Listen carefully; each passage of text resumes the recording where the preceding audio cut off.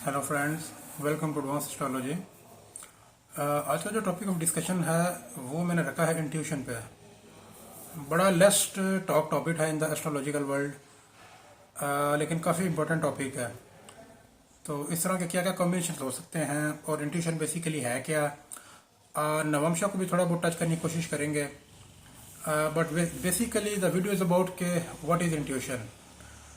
Intuition is basically thinking without thinking. अब ये अजीब स्टेटमेंट है, मतलब कुछ सोचे बगैर कैसे सोच सकता है, लेकिन यही अपना है इंट्यूशन। अगर आप किसी चीज़ पे फोकस करते हो, एक प्रोसेस को फॉलो करते हो, वो तो होगी intuition, oh sorry thinking. But अगर आप विदाउट प्रोसेस किसी चीज़, मतलब आपके माइंड में कोई फ्लैश आ जाए या कोई पिक्चर आ जाए या कोई इमेज आ जाए and you are not thinking about this, आप किसी प्रोसेस को फॉलो नहीं कर रहे थे, और अगर उस टाइम पे आपको कोई चीज़ स्ट्राइक करती है विद एनी इमेज और विद एनी पिक्चर या विद एनी सिंबल और सडन फ्लैश, तो उसको हम कहेंगे इंट्यूशन। तो intuition basically every human has intuition. हर इंसान में जो है ना ये कैपेबिलिटी होती है। वो थोड़ी बहुत हो सकती है, लेकिन बाय बर्थ आपको पता है चाइल्ड आर वेरी इंट्यूटिव। वो आप जब जो चाइल्ड होते हैं वो लैंग्वेज से ज़्यादा सिंबल्स में करते हैं बातें। जो है ना, अगर आप थोड़ा साइंस में डीप जाएं आपको पता चलेगा जो छोटे बच्चे होते हैं ये लैंग्वेज नहीं समझते। जब ये होते हैं छोटे, पहले 1-2 साल में, they just relate with the symbols. तो एक सिम्बोलॉजी के थ्रू, एक पिक्चर्स के थ्रू, इमेजेस के थ्रू वो करते हैं connect with the outer world. तो सेम इज द केस कि जैसे जैसे हम बड़े होते हैं तो लैंग्वेज हम पे डोमिनेट होती जाती है and the intuition is left behind. तो रेयरेस्ट ऑफ द रेयर है कि मतलब अगर आप 35-40 में, तो ये बिल्कुल जो है ना वो डिमिनिश हो जाती है, बिल्कुल ख़त्म हो जाती है। तो रेयरेस्ट ऑफ द रेयर है कि मतलब आप जो है मतलब इसको कैरी कर सके आफ्टर द एज ऑफ 35 या 40। तो थिंकिंग विदाउट थिंकिंग, और यानी आपके जहन में कोई जो है ना वो सोचना चल रही हो, कोई सिंबल्स, कोई इमेजेस, कोई थॉट्स, कोई फ्लैशेस, या जैसे कोई पिक्चर चलती है आपके माइंड में, तो वो मतलब कि कोई फोटोग्राफी हो, कोई सिंबोलॉजी हो, अगर उसके थ्रू आपका माइंड करता है कनेक्ट किसी चीज़ से विदाउट एनी प्रोसेस, तो उसको हम कहते हैं इंट्यूशन। तो ये मैंने डिफाइन करने की कोशिश की अपने सिंपल पॉसिबल वर्ड्स में कि व्हाट इज इंट्यूशन। तो एस्ट्रोलॉजी में इसकी सिग्निफिकेंस क्या है और कौन से हाउसेज हैं जो डिनोट करते हैं इंट्यूशन को। तो फर्स्ट ऑफ ऑल मैं बता दूं कि जो इंट्यूशन है, ये दो जो कार्मिक प्लैनेट्स हैं, राहु केतु, ये these are basically the karakas of the intuition. और ह्यूमन तक वो जो इंट्यूशन है वो इंटरेक्ट करती है थ्रू द मून, क्योंकि moon is manas, basically moon is the karaka for the mind. तो जितना ज्यादा अगर आपका मून राहु या केतु के साथ कंजंक्ट है, तो पहली कंडीशन फुलफिल जाती है हो। अगर आपका मून राहु या केतु के साथ कंजंक्ट है तो ये डेफिनेट बात है कि आप में जो है ना इंट्यूशन आएगी आएगी। क्योंकि जब राहु के साथ मून कनेक्ट होगा तो केतु उसके होगा अपोजिट, और जब केतु के साथ होगा तो राहु होगा अपोजिट। तो ये फर्स्ट है कंडीशन कि एक Ketu is basically the fast mood and sorry Ketu is basically the slow mood and Rahu is basically the fast mood. अब जैसे ये वीडियो बन रही है, तो अगर आप इसको फास्ट फॉरवर्ड में देखना चाहते हैं तो ये यूट्यूब में ऑप्शन होती है 1.5 की, you can see it through fast forward. और लेकिन जो केतु है वो स्लो मूड है। केतु अगर आप इसको 0.5 कर दें, 0.25 कर दें, तो ये वीडियो बड़ी रुक के आराम आराम से चलेगी। ठीक है।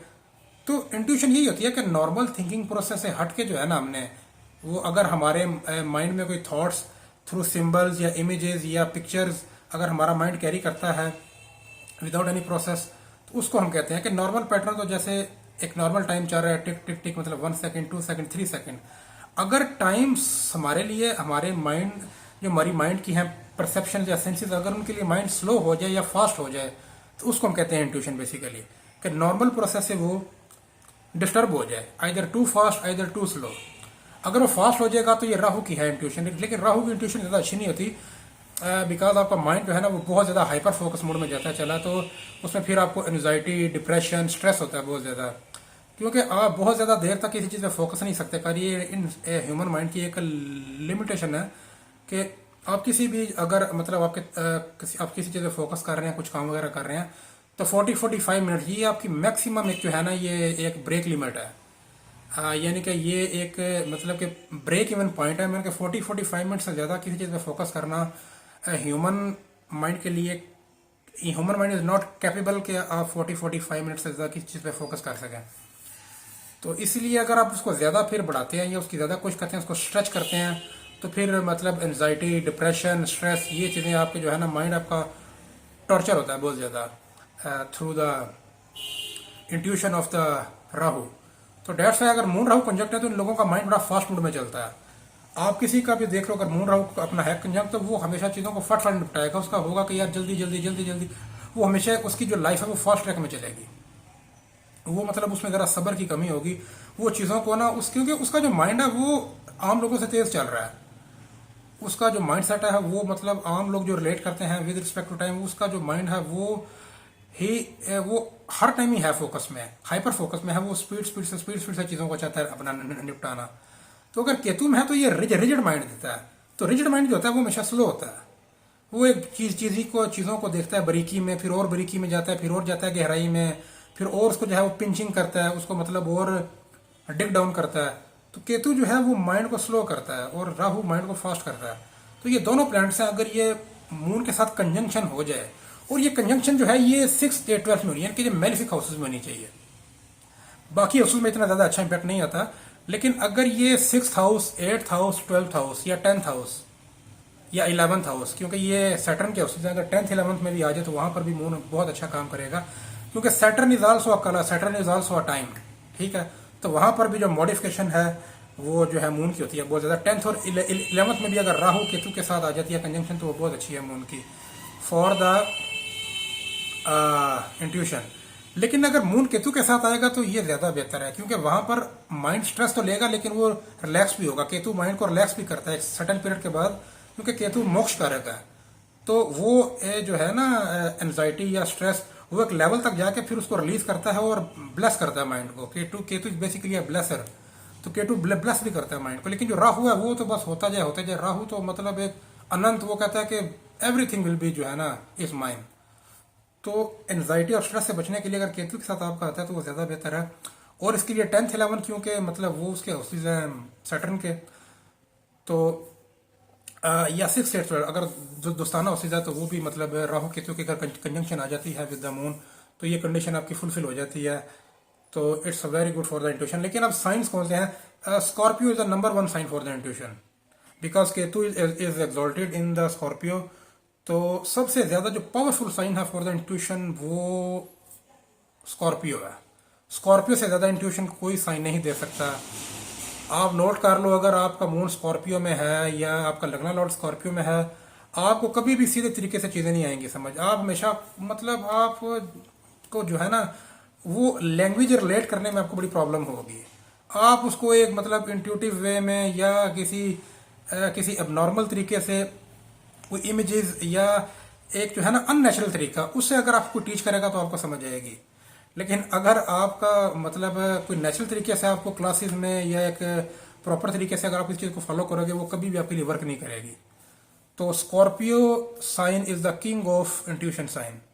स्कॉर्पियो में अगर किसी का मून है, अगर स्कॉर्पियो में किसी का मून है और उसमें मतलब राहु केतु की कंजंक्शन नहीं भी है, तो स्टिल उसका मून इतना पावरफुल है कि इट कैन सेंस इंट्यूशन।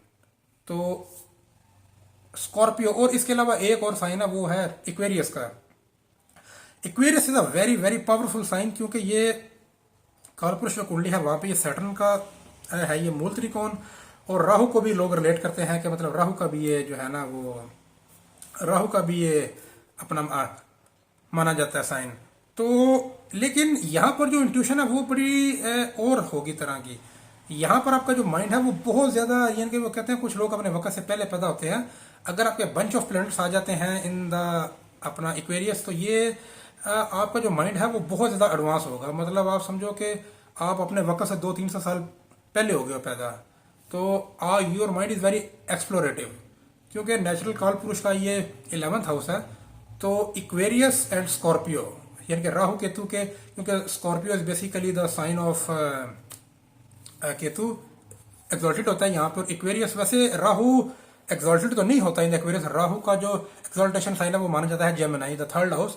लेकिन राहु बहुत अच्छा काम करता है इन द इक्वेरियस आल्सो, लेकिन राहु ज्यादा बेटर रिजल्ट्स देता है इन द थर्ड हाउस या जेमिनी अपना, यू कैन से। तो अगर ये मून का कॉम्बिनेशन राहु केतु के साथ अगर बन जाए इन स्कॉर्पियो या इन अपना बन जाए इन द इक्वेरियस, तो ये उसकी पावर जो है वो यू कैन से के 10-20 टाइम मल्टीप्लाई हो जाएगी। अगर ये अपना कॉम्बिनेशन अगर बाकी में भी आता है, एरीज में आता है, टॉरस में आता है, तो उसका इम्पैक्ट होगा, लेकिन वो इतना ज्यादा नहीं होगा। स्कॉर्पियो और इक्वेरियस में ये जो है ये इसकी power you can say 10 times multiply हो जाती है। एक और साइन है वो बड़ा इंटरेस्टिंग साइन है, वो पाइसेस का है। पाइसेस अगर आप सही पूछे तो Pisces is more powerful even than the Aquarius. Aquarius से भी ज्यादा पावरफुल साइन है जो अपना है ना Pisces, because Venus the sign of सबसे जो इंटेलिजेंट प्लेनेट है इन द होल यूनिवर्स वो वीनस है। वीनस भी एग्जॉल्टेड होता है इन द पाइसेस। तो 8th house is the knowledge of the hidden thing, लेकिन but Pisces is ultimate knowledge. The ultimate knowledge is no knowledge at all, मतलब ultimate knowledge ये है कि यू हैव लेफ्ट एवरीथिंग, ठीक है।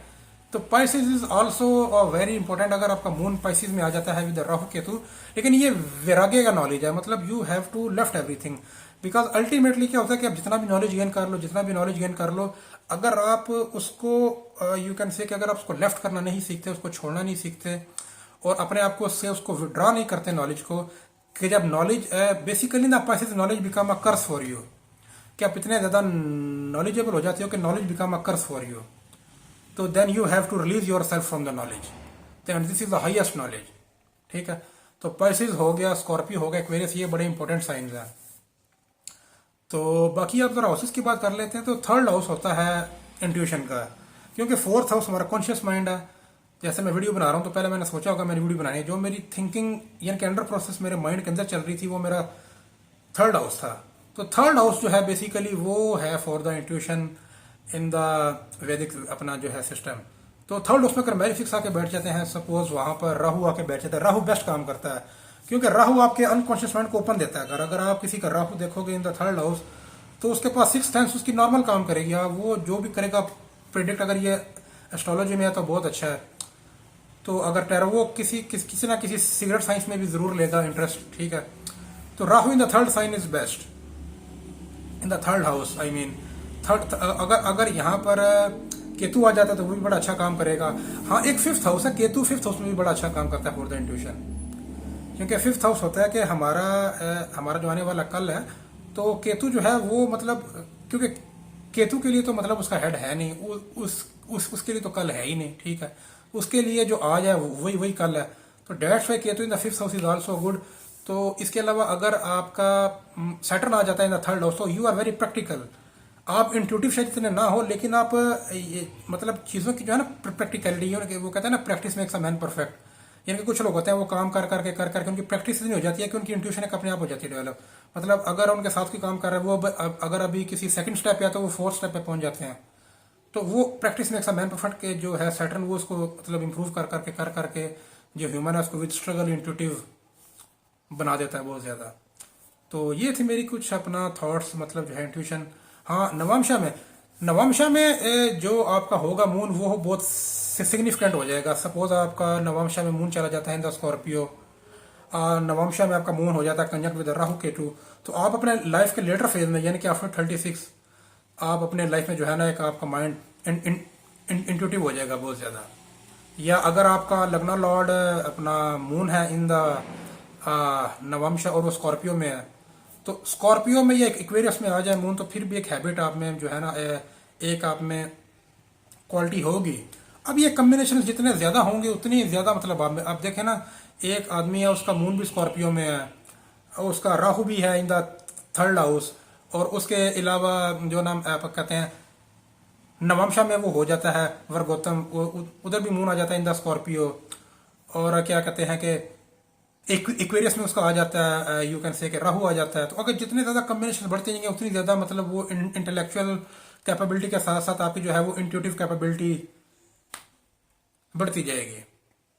तो basically moon the third house Rahu Ketu इनके जो है ना कॉम्बिनेशन जितने ज्यादा बनेंगे, और basically all watery signs are intuitive signs, यानी कि जो कैंसर है वो भी इंट्यूटिव है, पाइसेस भी इंट्यूटिव है। बेसिकली जो इंट्यूशन है ये गेम ही वाटरी साइंस की है। बट कैंसर जो है वो इंट्यूशन और तरह की है, वो वर्ल्डली प्लेयर्स में ज्यादा होते हैं इंट्यूटिव, वो मतलब दूसरों से। लेकिन जो स्कॉर्पियो है, Scorpio in hidden things in the occult like astrology, तंत्र मंत्र, इस तरह में इनको होगा इंटरेस्ट ज्यादा। और जो पाइसिस है वो तो विरागे है, वो तो अल्टीमेट नॉलेज है, you can say it's a समाधि, ठीक है। तो वो तो मतलब एक अल्टीमेट ये है कि वो नॉलेज को, उसके पास नॉलेज इतना ज्यादा है कि वो उसको लेफ्ट ओवर कर रहा है अपना जो है नॉलेज। तो basically watery signs are the intuitive signs अपना बेसिकली। तो फिर जितने ज्यादा आपके कॉम्बिनेशंस बनेंगे, यू कैन से के मून चला गया इन द स्कॉर्पियो और हो गया कंजंक्ट वर्गोतम हो गया, थर्ड हाउस में कोई आप अपना आ गया अपना मेलिफिक्स। इसके अलावा यू कैन से के इक्वेरियस है, वहां पर यू कैन से के लगना लॉर्ड आ गया इन द इक्वेरियस, ठीक है।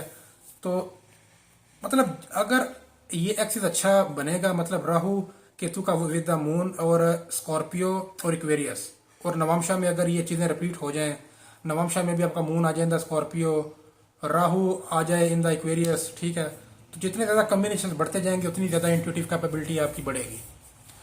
तो ये थी मेरी वीडियो, मतलब इंट्यूशन पे के इंट्यूशन बेसिकली है क्या और इसके कॉम्बिनेशंस क्या हैं इन द वैदिक सिस्टम। इसके अलावा अगर आपको कोई क्वेश्चन हो तो आप कमेंट बॉक्स में पूछ सकते हैं। Thank you.